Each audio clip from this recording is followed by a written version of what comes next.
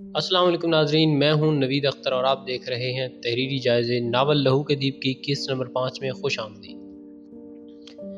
گھر پہنچ کر فضل احمد نے جانوروں کو کیلوں کے ساتھ باندھتے ہوئے کہا، زبیدہ بیٹی، ماں کو کہو کوئی برتن دے دے تاکہ میں دودھ دو لوں۔ زبیدہ دوڑتی ہوئی گئی اور ماں سے برتن لے آئی۔ تھوڑی دیر بعد زبیدہ اور فضل احمد دودھ لے کر رہائشی مکان میں داخل ہوئے۔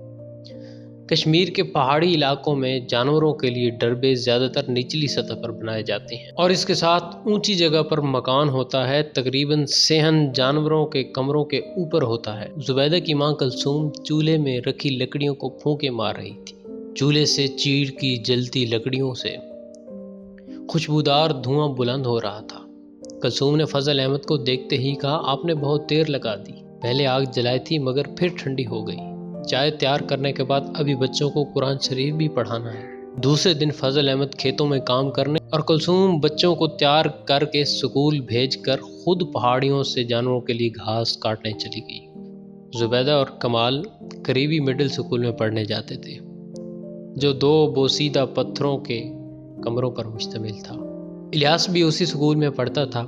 زبیدہ نے دیکھا کہ ماسٹر صاحب دوسری کلاس کے بچوں کو پڑھانے میں مصروف ہیں، تو اس نے سوچا کہ چندرا کے ساتھ باتیں کرنے کا اچھا موقع ہے۔ اس نے چندرا کو اپنی طرف متوجہ کرتے ہوئے کہا، چندرا، تمہیں معلوم ہے کہ الیاس کتنی اچھی بانسری بجا لیتا ہے؟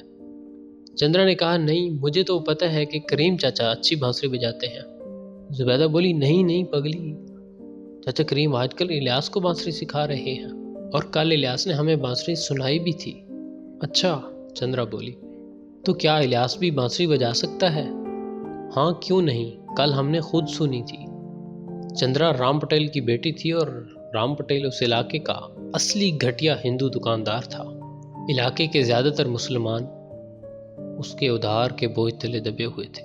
کئی لوگوں کے زمین اور مکان تک اس نے گروی رکھے ہوئے تھے۔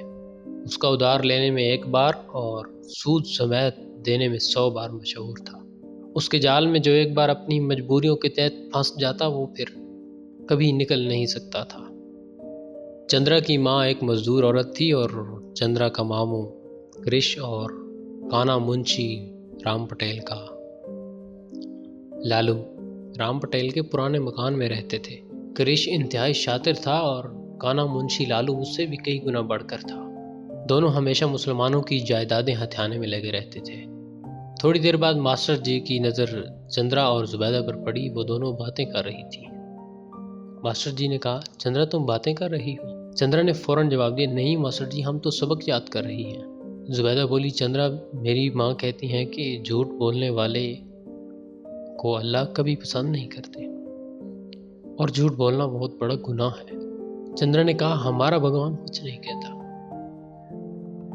میرے پتا جی جب بھی جھوٹ بولتے ہیں بھگوان کے سامنے بولتے ہیں۔ فضل احمد کھیتی باڑی کر کے آج دوپہر کو ہی واپس آ گیا تھا۔ حال ایک طرف رکھتے ہوئے زبیدہ کی ماں سے کہا، ذرا جلدی سے کھانا لگاؤ، میں وضو کر کے آتا ہوں۔